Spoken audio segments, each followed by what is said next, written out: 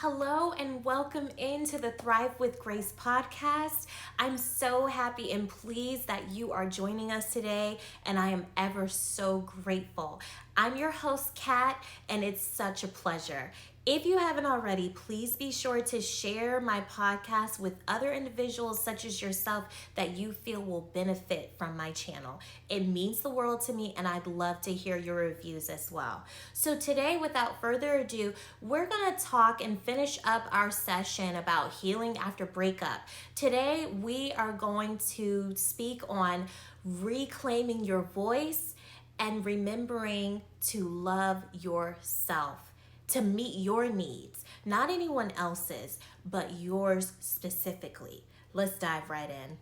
So let's fast forward. You have done the work.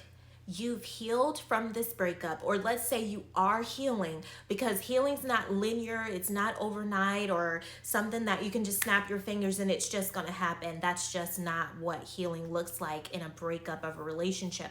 No, it's going to take time. I want you to take time for yourself so that way you can re-love yourself and learn how to love yourself once again, because I'm sure that breakup was very hard on you. I'm sure that maybe there were some sleepless nights, there were some meals where you did a little bit too much, and maybe there were some meals where you skipped a few. I'm similar to that. That's what happens to me when I'm going through a breakup. Just being honest, I don't really eat anything, or I'm splurging and going extra on ice cream. But this isn't about me. This is all about you.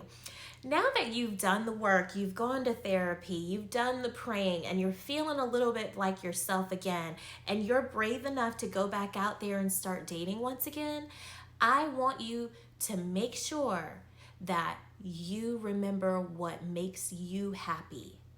I want you to make sure that you're at a place of wholeness, because if you're not completely healed, you will risk abandoning your needs once again, and this whole cycle that we just healed from will begin again. So I want to make sure that you are mentally, emotionally, and physically prepared for this new journey called life, where you're going to find your special person and they are just going to love you for you. While you're going through this journey, remember, we're not going to deal with self-abandonment any longer. We are going to dismiss that from our vocabulary. So I want you to focus on your needs.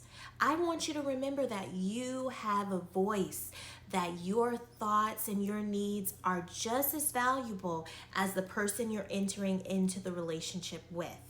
No longer will you lose yourself. I want you to pay attention to how you feel inside. How does this person make you feel? Because you're happy now. You're content within yourself. Remember, you did the work. So now there's a new cat that you can take to the crowd, that you want to introduce to the world, but don't lose her. I don't want you to lose her. So whatever makes you happy, focus in on what makes you happy. You hear all these social media, TikToks and, YouTubes and everything like that, where they say they were waiting by the phone for the person to call and they never got the phone call, et cetera, et cetera. And it just makes you feel so anxious and you feel so undesired. Dear, have a life of your own. I want you to focus on the things that make you happy. That's what I want you to do, because it's no better feeling than meeting someone and you got it going on. You know who you are, okay? The confidence is through the roof, honey, and you do not need anyone to validate you but you. It is all about you. The world is evolving around you, okay? I want you to remember, you love yourself so much that you're not going to let anyone enter into your life unless they are adding value to you. So from here on out, when you get into those new relationships, take a moment, take a second, and ask yourself, is this person adding joy to me? You never want to be in a relationship with someone that makes you happy. You should already be happy. That's the truth. You should already be happy. You don't want to have to depend on someone to make you happy. That's a lot of mistake that we make when we're entering into relationships. And you hear people say, oh, I need you to be my peace. I need you to do this. No, no. No, the relationship between you and God Almighty is what brings you peace, not someone else. That is a human. That is a human being, and they are not perfect. And if you build all your hope into a human being, sweetheart, they're going to fail you because they're not perfect. You're not perfect. So why put that much stress and tension and pressure on a relationship? It's not going to be fair to them, and it's not going to be fair to you because, listen, they may fail you. They may let you down. They may make a mistake here or there. And the pressure that you put on this relationship is going to let you down. And we're back where we started from. And we've worked too hard to be where we are present day. We've worked too hard for that. So I don't want you to put so much pressure on that. I want you to remember that they're adding value to you, but you are the one who's valued. You are the one that's worthy of being loved, but it starts with you. It starts where? On the inside. It starts on the inside between you and God Almighty. That's where it starts. When you're in these relationships, I want you to enjoy this journey. The journey of learning yourself, beginning to love yourself, finding out what makes you happy, finding out what pleases you. Remember, we're no longer going to lose ourselves. We're doing what makes us happy, long as it's legal. Remember, I said that. Remember to set healthy boundaries. Don't be afraid to say no. Don't be afraid to speak up for yourself if you're uncomfortable in a situation. I don't want you to feel guilty anymore. Focus in and hone in on those hobbies. Make sure that your place is clean, your hair is done, your nails are done. It's called self-love for a reason. Loving yourself is going to bring that person that you desire. If you do, maybe you're better off being single. You never know. There's no judgment here. Whatever makes you happy is what I want you to appreciate and enjoy. So while this was a very short podcast, I felt that it was necessary because there is love after tomorrow, but it starts with you. Now, in closing, I want you to please reflect on your past.